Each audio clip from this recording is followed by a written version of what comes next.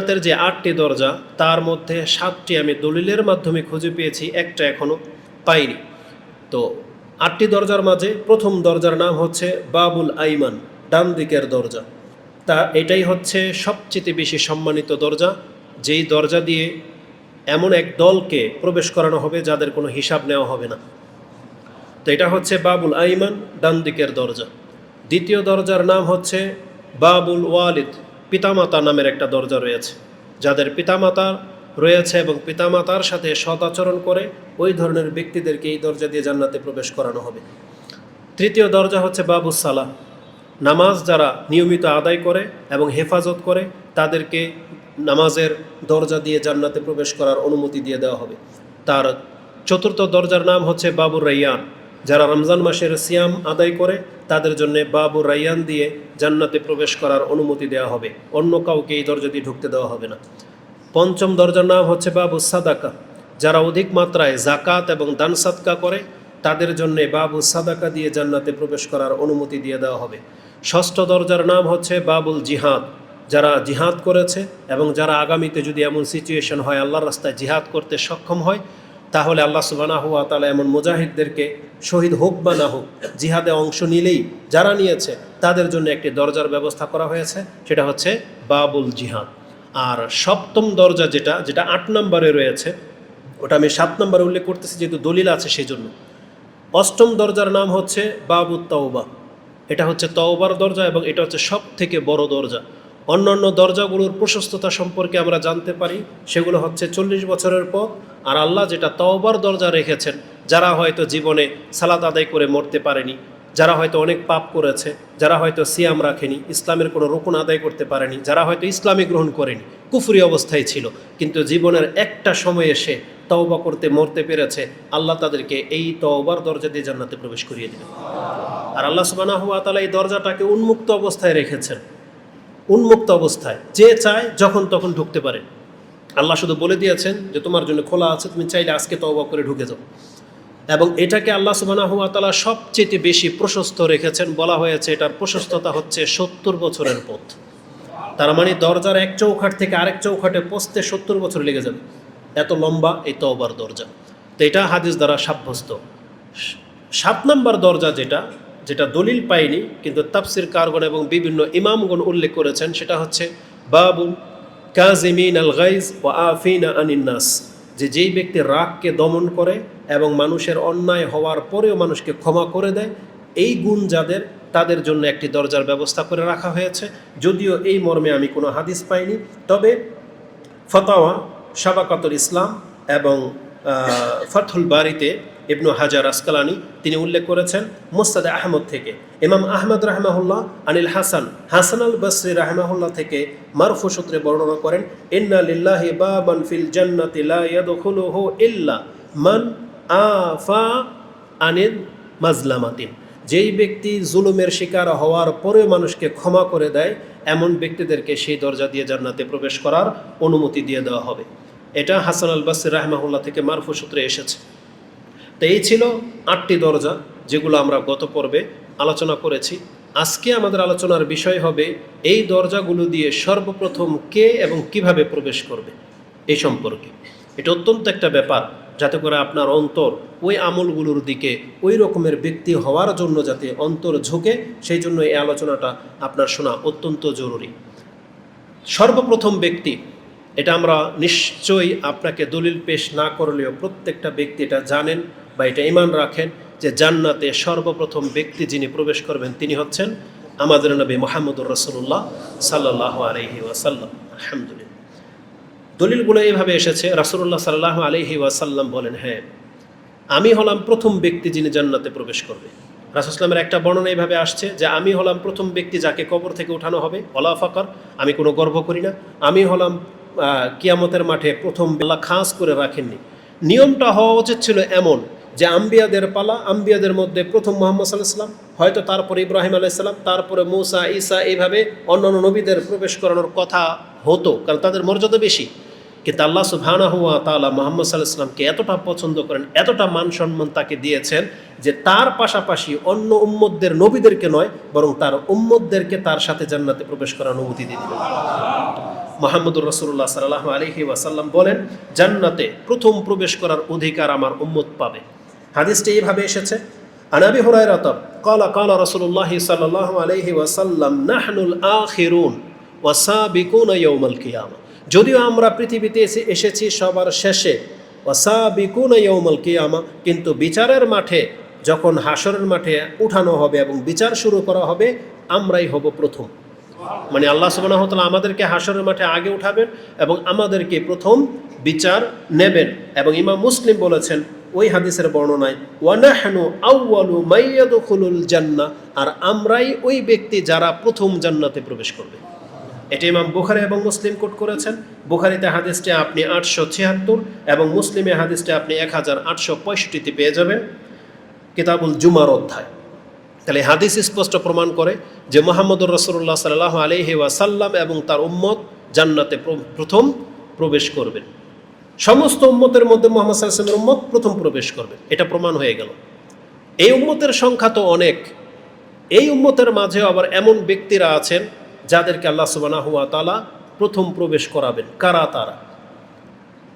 একটা হলো সমস্ত মানুষের মধ্যে উম্মতে মুহাম্মদ, মানে আমরা জান্নাতে প্রবেশ করব, আমরা প্রস্তুত জান্নাতে যাওয়ার জন্য। কিন্তু আমাদের মধ্যে এমনও মর্যাদাকর ব্যক্তিরা আছে যাদেরকে আল্লাহ সুবহানাহু ওয়া তাআলা প্রথম প্রবেশ করার অনুমতি দিবেন, আর তারা হলেন একটা দল, কোনো একজন ব্যক্তি নন, একটা দল।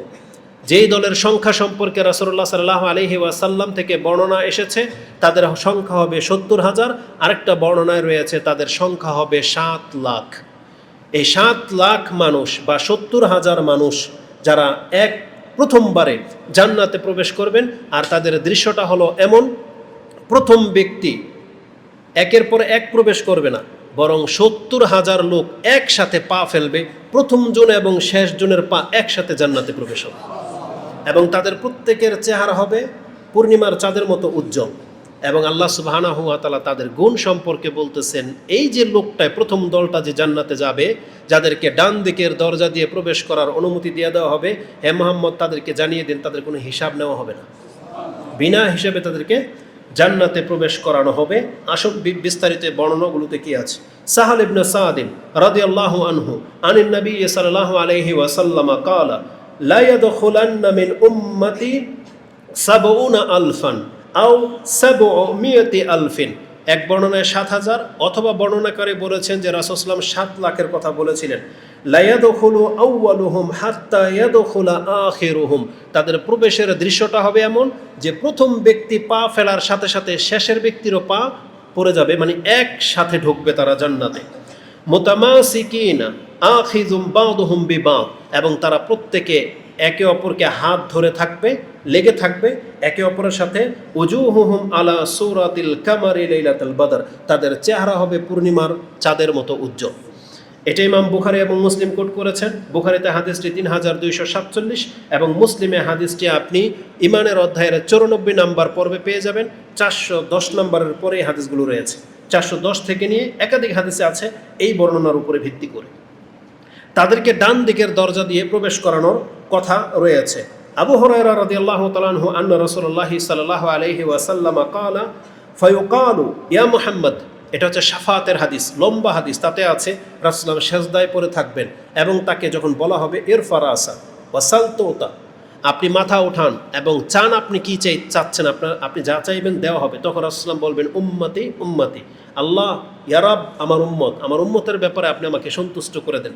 তখন রাসূলুল্লাহ সাল্লাল্লাহু আলাইহি সাল্লাম বলছেন, তখন আল্লাহ তাকে বলবেন ইয়া মুহাম্মদ আদখিল মিন উম্মাতিকা মান লা হিসাবা আলাইহিম মিনাল বাবিল আইমান মিন আবওয়াবিল জান্নাহ, আপনি আপনার উম্মতের মধ্যে এমন 70,000 ব্যক্তি আছে, তাদেরকে ডান দিকের দরজা দিয়ে প্রবেশ করিয়ে দেন, তাদের কোনো হিসাবে নেব না। এটা রাসূলুল্লাহ সাল্লাল্লাহু আলাইহি ওয়াসাল্লামকে বলা হবে।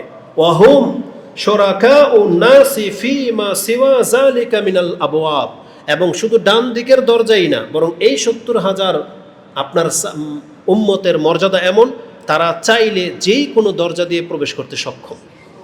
তাদেরকে শুধু ডান দিকের নয়, বরং জান্নাতের প্রত্যেকটা দরজা দিয়ে তাদের ঢোকার অনুমতি আমি দিয়ে দিলাম, এমনটা আল্লাহ সুবহানাহু ওয়া তাআলা অনুমতি দিয়ে দিবেন। এটা ইমাম বুখারী রাহিমাহুল্লাহ 4712-তে এবং মুসলিমে যেমনটা বলেছি ইমানের অধ্যায় 94 নম্বর পর্বে গিয়ে আপনি হাদিসটি 410-এর পর থেকে পেয়ে যাবেন।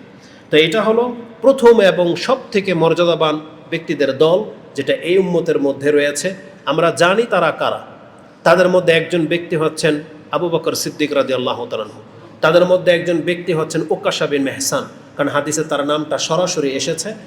আশা করি ইনশাআল্লাহ তাতে আবু বকর, ওমর, ওসমান, আলী রাদিয়াল্লাহু তাআলা আনহুম আজমাইন প্রায় সাহাবীরাই থাকবেন, এবং কিয়ামত পর্যন্ত এমন কোনো ব্যক্তিও থাকতে পারে যারা এই দলের অন্তর্ভুক্ত। আমরা দোয়া করি আল্লাহ তুমি আমাদেরকে তাদের অন্তর্ভুক্ত করো, আমিন ইয়া রাব্বাল আলামিন।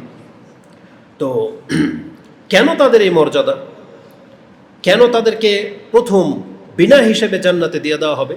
রাসূলুল্লাহ সাল্লাল্লাহু আলাইহি ওয়াসাল্লাম অপর আরেকটি হাদিসে তাদের কিছু গুণ বলেছেন, যে তারা কেমন চিন্তার হয়ে থাকে, কেমন মানুষ তারা। রাসূলুল্লাহ সাল্লাল্লাহু আলাইহি ওয়াসাল্লাম বলেছেন, ইয়াদখুলুল জান্নাতা মিন উম্মতি ৭০,০০০ বিগাইরি হিসাব। আমার উম্মতের ৭০,০০০ মানুষ বিনা হিসেবে জান্নাতে যাবে, আর তারা হলেন হুম আল্লাযিনা লা ইয়াস্তারকুন ওয়ালা ইয়াতাতাইয়ারুন ওয়ালা ইয়াকতাউন ওয়া আলা রাব্বিহিম ইয়াতাওয়াক্কালুন। আমার এই উম্মতের মধ্যে যারা ৭০,০০০ আছে বিনা হিসেবে জান্নাত পাবে, তারা জীবনে কোনো দিন কোনো পাখিকে ভাগ্য গণনার জন্য ভাগ্য হিসাবকারী বানায়নি, মানে পাখির মাধ্যমে ভাগ্য গণনা করেনি। সেটা হবে পাখিকে হাত দেখিয়ে অথবা পাখি উড়িয়ে, কোনোভাবে তারা ভাগ্য গণনা করেনি, বা জোড়া পাখি না এই বেজর পাখি, এগুলো দিয়ে তারা ভাগ্য নির্ণয় করতে যায়নি। ওয়ালা ইয়াতাতাইয়ারুন ওয়ালা ইয়াকতাউন, তারা শরীরে কোনোদিন দাগ কাটতো না। এটার অনেক ব্যক্তি এর অন্তর্ভুক্ত।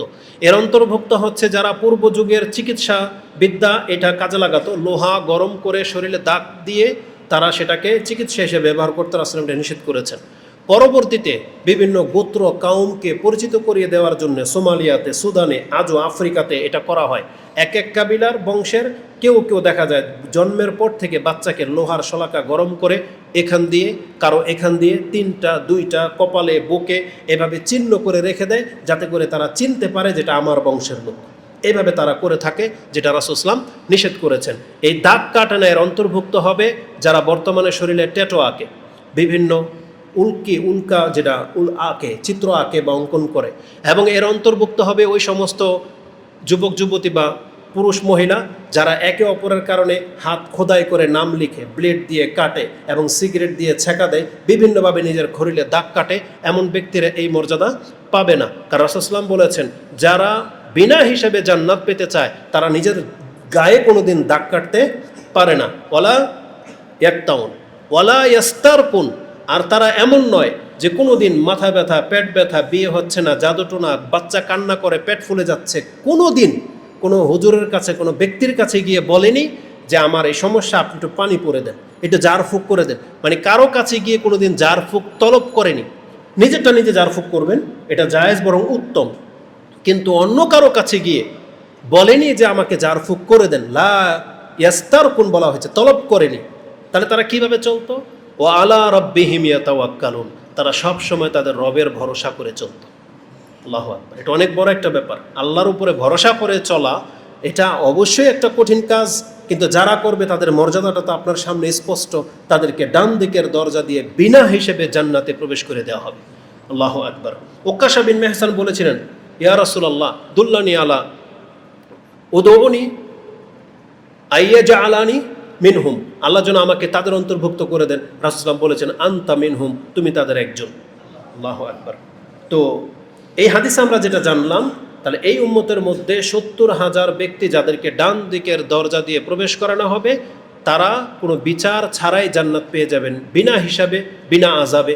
এবং তাদের গুণ আমরা বললাম যে তারা আল্লাহর উপরে ভরসাকারী ব্যক্তি। এই মেসেজটা আমাদের মা বোনদের জন্য বেশি উপযুক্ত, কারণ অনেক সময় অনেক পুরুষ আছে যে সহসা কোনো ওঝা জার ফুক্কারের কাছে যায় না, কিন্তু এই কাজটা অধিকাংশ আমাদের মহিলারা করে থাকে। কিছু হলেই পানি পড়া, কিছু হলেই তাবিজ কবজ, কিছু হলেই টোনা টোক্কা, এগুলোর মধ্যে তারা সবচেয়ে বেশি ইনভলভ। এই জন্য এই হাদিস তাদের জন্য, যদি তারা ধৈর্য ধারণ করতে পারে, যদি তারা আল্লাহ সুবহানাহু ওয়া তাআলার উপরে ভরসা করে হতে পারে, তাহলে আপনারা জেনে নেন আপনাদের জন্য আল্লাহ সুবহানাহু ওয়া তাআলা এই একই মর্যাদা রেখেছেন। আল্লাহ যেন তাদেরকে অন্তর্ভুক্ত করেন, আমিন। অপর আরেকটি বর্ণনায় পাওয়া যায় যে কারা জান্নাতে সর্বপ্রথম প্রবেশ করবেন, তাদের সম্পর্কে মুসাদে আহমদে ৬৫৭০ নম্বর একটা হাদিস এসেছে। আব্দুল্লাহ ইবনে আমর ইবনে আস আন রাসূলিল্লাহি সাল্লাল্লাহু আলাইহি ওয়াসাল্লাম আন্নাহু ক্বাল হাল তাদরুনা আউওয়ালা মান ইয়াদখুলুল জান্নাতা মিন খালকিল্লাহ, তোমরা কি বলতে পারো যে আল্লাহর সৃষ্টির মাঝে কারা সর্বপ্রথম জান্নাতের হক রাখে, কারা প্রথম প্রবেশ করবে? কালু আল্লাহু ওয়া রাসূলুহু আলাম, আল্লাহ এবং তার রাসূলই ভালো জানে। কালা, তখন রাসূল সাল্লাল্লাহু আলাইহি ওয়াসাল্লাম বলেন, আউওয়ালু মান ইয়াদখুলুল জান্নাতা মিন খালকিল্লাহিল ফুকারাউল মুহাজিরুন, মুহাজিরদের মধ্যে যারা দরিদ্র, আল্লাহ সুবহানাহু ওয়া তাআলা তাদেরকে সর্বপ্রথম জান্নাতে প্রবেশ করাবেন।